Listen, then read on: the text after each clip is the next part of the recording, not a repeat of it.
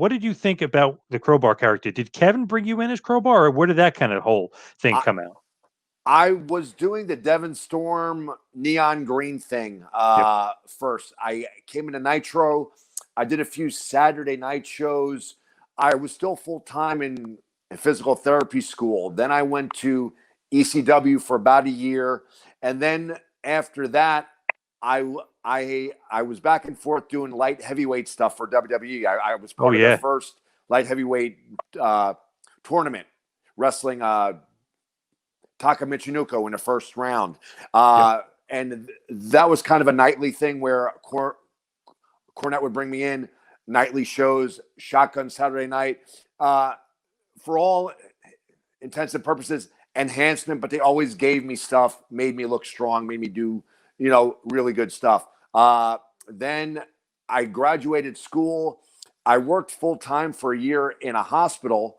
And then about a year later, I got the call to go down to WCW. And at that time, I had changed my hair from blonde to black. And the whole purpose for that was, at that time, there was Christian, there was Edge, there was Test, there was all these guys, blonde hair. I said, okay, I have to do something to stand out. Everybody got blonde hair. I'm going black.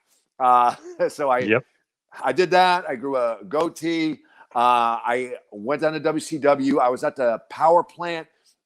And at that time, I was being groomed to be a new, evil, gothy cruiserweight. And I had been working on the Saturday night show, doing matches like that. And then there came a time when David Flair, I'm not sure the exact story, but from what I was told, he was popping a rating for whatever reason. People liked watching David Flair. He was running around backstage with a crowbar, smashing people with it, stalking women, Kimberly Page and others.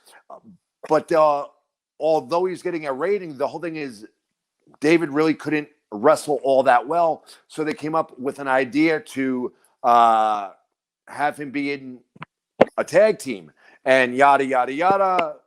I get a call. You're not going to Saturday night. WCW Saturday night.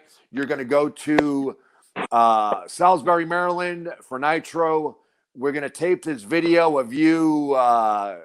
You meet David Flair at the gas station.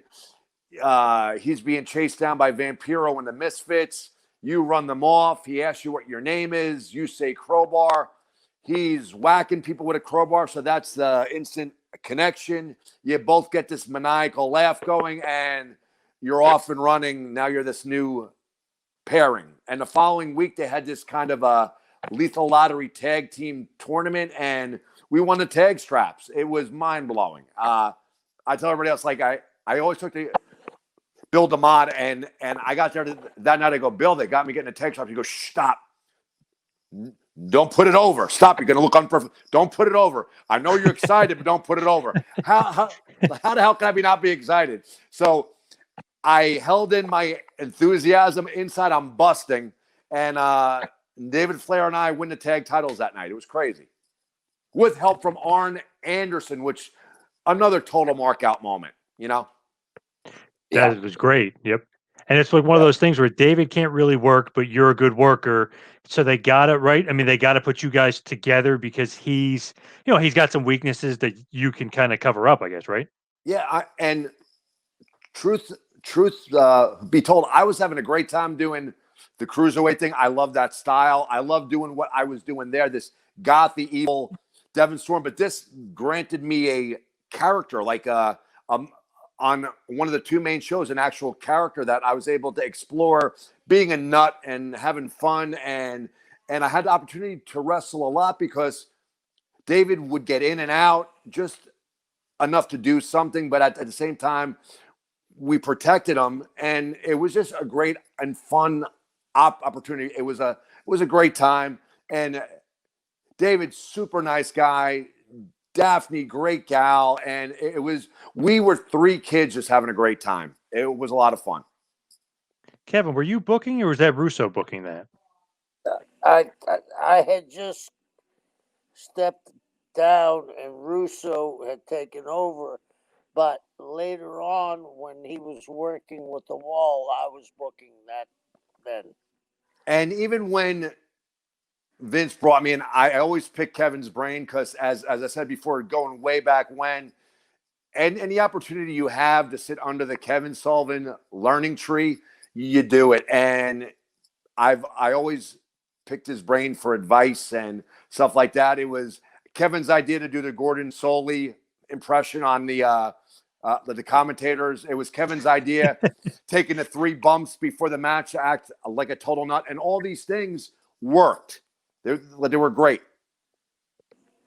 Kevin, with Crowbar and David Flair, when you look at that pairing, you see like, okay, Flair, for whatever reason, he's too green. We got to put, like you as a booker, you got to cover somebody's weaknesses and flaws. Yeah, and you got to remember too, that was when Stacy Keibler first came in, Mm-hmm. and that was his attraction, where he was stalking her, and then Paige's wife, and that helped him. Even though he was green, it helped him. But having and with Daphne, she is a girl that never got her due, I don't think. She was that screaming lunatic that looked like she, that if you were in a bar, she was going to jump on your back. And Chris, one thing about Chris is that he's always loved the business. And if a guy loves the business, he doesn't take a night off. I think I've said this to you before, John. One of the greatest things I ever heard in my life, the Tampa Bay Buccaneers came to see Mongo McMichaels wrestle. And I was coming out of the ring, and he had them all in a circle, and I stopped to listen to him, and he said, "Just remember this, guys. NFL stands for not for long. So that means you don't take a moment off.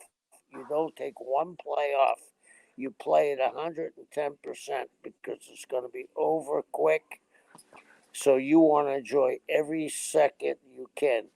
And that's what Chris had going for him. He always wanted to do the best he could. I try to do it myself, but some days I probably half-ass phoned it in, and I regret that. But Chris never phoned it in. And here's the amazing thing: was him and Daphne really pulled David along, and David absolutely ended up doing a lot better in a shorter time when he was whipping his father. Do you remember that? Yeah. Yep. With Hogan. So they did their part. They got David ready to wrestle his father. So it was an amazing thing. It is interesting that David was never really that great of an athlete wrestling wise. Obviously, his sister has a different mother, but she kind of took the Rick gene and became. Did you ever kind of wonder, like, man, how come David's not as good of an athlete? Obviously, you can never going to be as good as Rick, because Rick's the greatest of all time. But you ever think, Chris? Do you ever think, like, man, it's kind of like surprising that maybe he's not a little bit more athletic? Well, all the guys joked about it, and David was a great guy, and he knew it himself. He knew his limitations. He always asked for help. He always asked to work out before the match, get in the ring, grab ring time. When they first told me I was going to be teamed with David Flair, I was thrilled. I had never met him, so I'm thinking, wow, this guy's going to be really stuck up, probably Ric Flair's kid. Nicest, most down-to-earth guy going. A lot of limitations, but he recognized it, and he just wanted to get better. He was in a tough spot because, like, how do you fill those shoes? But he knew he was limited, and he did the best with what he had, and he always worked harder to get better regardless. He knew he was never going to be his dad, but he worked hard regardless, and he tried, and he persevered. He took ribbing. Guys ribbed the shit out of him about being Ric Flair's kid, but not being like Rick. And he took it all in stride. And that period with David and Daphne, who also just, I believe she answered a casting call to be his girlfriend. And then we were traveling around. She shared that she had a gymnastics and cheerleading background. So we started to teach her stuff, and she's doing Frankensteiners that they called the Franken Screamer. And again, we were 3 kids thrust into this spot that was a whole lot of fun. The characters themselves, you could pretty much do whatever and it would fly because we were all nuts. And I spoke about this last night with someone else. Crowbar was probably the closest you could get to Chris Ford. And the reason being, it started off the first couple shows a maniacal gas station attendant, and then it evolved into this guy. And that was more me expressing how much fun I was having in this opportunity that honestly a lot of people will never get to have, and I felt very grateful to have that spot. It was really a great time, and very, very nothing but fond memories of that time. And you would be Cruiserweight champion and Hardcore champion too. So I mean, nice run for sure. Sure, absolutely. And can I throw some? Can I throw something in there, guys? Yep. You know, when you said about David, the difference was David didn't have his dad when he was younger because, you know, he had Charlotte and Reed already. So, you know what I'm saying? I remember Charlotte was a swimmer or a gymnast. She was always into sports. And Reed was a great amateur wrestler. So I think that might have had something to do with it. But he's absolutely right about he took all the ribbing from the guys. And I could imagine that Chris thought this guy is Ric Flair's son. He's going to think he's bigger than that. I always thought, boy, Rick really made this kid a perfect gentleman. And I got to admire Rick for doing that for David. Yep. And there's some funny stuff with David too, beating up the mailman. Remember when he's delivering the mail? I don't know if you remember. Or I mean, he had a lot of like little funny stuff. So he was a good ratings getter. You're saying, Chris, right? You're saying that he was kind of popping ratings. Yeah. And one of the most fun that I had this whole gimmick. I'm not sure if you've ever seen it. It's on the network somewhere. But we did skits over the course of a show where we went to New York, and we went in a porn shop. We went in at FAO Schwartz, and we were playing the big piano, like from the movie Big. You know, the piano you play with your feet. And then there was another skit where there was a smaller Statue of Liberty statue on the sidewalk. Daphne sees it, thinks it's the Statue of Liberty. Vince Russo says, yeah, that's it. And I go, hey, every time I ever see the statue, it's always in the middle of water. And he goes, yeah, they move it around. Yeah, they move it around the city so that everybody gets a taste of the broad or something like that. And it was just goofy, funny stuff. And I'll share this, which was really cool. It was in New York. So we flew from Thunder to New York because they were going to air these clips the following week. And I lived in New Jersey at the time, northern New Jersey. So I had flown there. I had no ride back. So we're going through New York in this gigantic stretch limousine. It's talent, crew, whatever.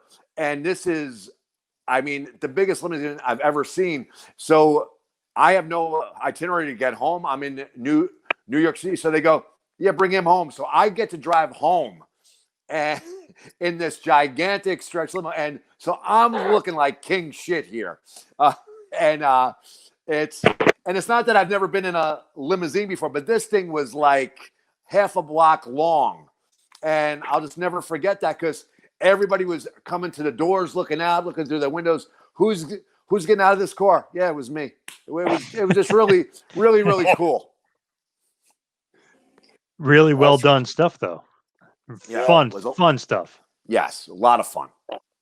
Thank you for watching the Hannibal TV. Please like this video if you enjoyed it and click the subscribe button to not miss any of our latest shoot interviews, match videos, or news updates. Support us on patreon.com for $1.99 a month to watch our full shoot interviews ad-free and help our channel grow. Follow us on Twitter at the Hannibal TV for instant updates.